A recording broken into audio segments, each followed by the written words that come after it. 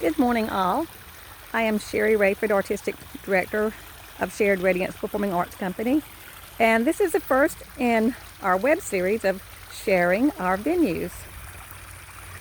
So I'm starting with the private property at Studio 609, which is where we normally do about 7 of our shows each season. This is where we actually meet and do the initial blocking, and of course the blocking varies from space to space. See if I can do this rather quickly. It's a pretty good little plot of land. This is the Tree Grove.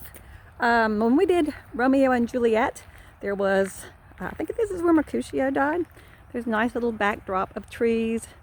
My husband, who takes care of the land and does an excellent job, makes sure that when we use a space that it's cleared out, he clears out the stumps and that sort of thing so the actors have more safety. Also, Malvolio chased Olivia around in this space when we did 12th Night this year. Okay, I'm gonna see if I can make my walks a little rapid because I want to cover some territory and show you the beauty of the trails and the paths that people walk. We actually have a golf cart at this venue so that if there's someone that can't get around well, that they can actually see the show. Okay, there's various ways to take these trails, and of course they're used differently from show to show. This is one of my favorite new spots. Last year it was kind of not so attractive. Or year before last, during As You Like It, we had the hurricanes and the floods and all those things that happened in North Carolina, and we had these huge trees come down. So this tree, which is in the back of the space, my husband decided to use it for shows. So he's built some platforms. We've actually had an actor standing on top of this during 12th Night. Malvolio was shut into here. This was his cave. My actor did not like being in there. He was a little bit afraid of snakes. I don't know that I blame him. But anyway, my husband created that. He's quite good at that. He looks around at the land. The land changes with nature. And actually, he just kind of goes with it. He looks for levels.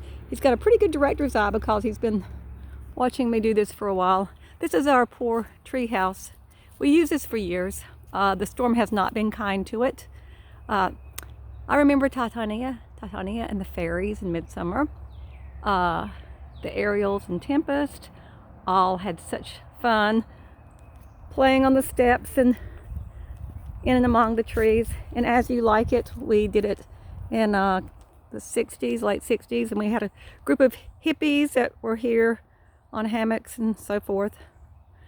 The tree house didn't weather the storms well at all, and actually at this point I'm sure I wouldn't bring the audience out here up under here. I'm sure I shouldn't be standing up under here either, so we'll go to our next spot, which is fire pit number 1. I really have been inspired by several groups, one being the New York Classical Theater, which the artistic director is Steven Bergman. I actually went to see the first show there in Battery Park. It started in the castle and it ended up at the harbor across from the Statue of Liberty. And of course we were in the light with the actors and we followed them from space to space. And I said to my friend at the time, who's now one of my board of directors, I'm going to do this in North Carolina. And since I've met Steven Bergman, who was very warm, very sharing, he kind of follows what we're doing on our public Facebook page, which I find quite exciting. This is fire pit number 1.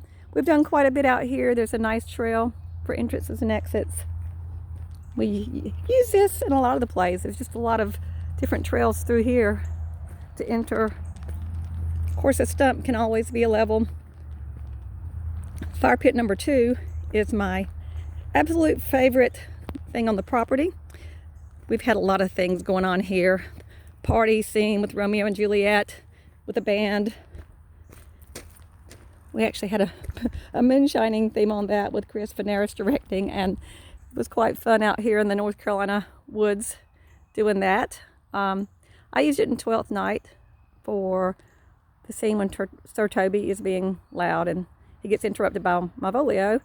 All right, so sometimes we use this for the acting space. have nice levels and a lot of places for the actors to play. And sometimes we use this for the audience space, and we use this for the acting space. This is a nice little tree grove with some little trees. This changes from year to year, so the ways that we use it varies. This year my guest director will be Chapel Upper doing the Merry Wives of Windsor, and she already has a plan for this area, which I will never reveal as we're on hold.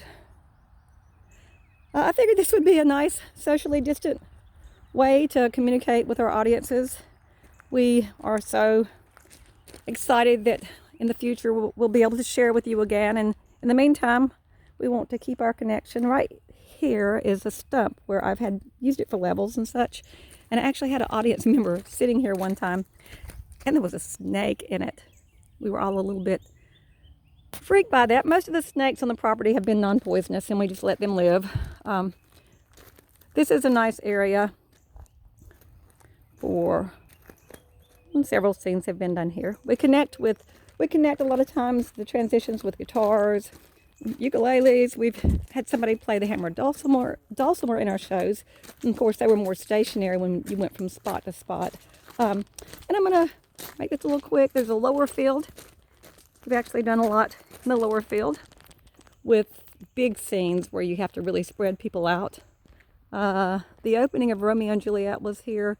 There was a band over here playing, and then there was a lot of entrances from down in the lower woods, and then all this area to play. Okay, so I've been inspired by a lot of people. The Globe Theater, of course, was my original love, and the way that they interact with the audiences in a more personal way. And we do share the light with the audiences in these shows. We use several venues: Hanging Rock State Park, oh goodness, Paul J. Center Botanical Garden. The list goes on and on. And as we do this series, I'll try to take you from place to place. Thank you for listening. Be safe, and we'll all stay connected. We'll all keep sharing our art and our passions and our love for each other. Thank you.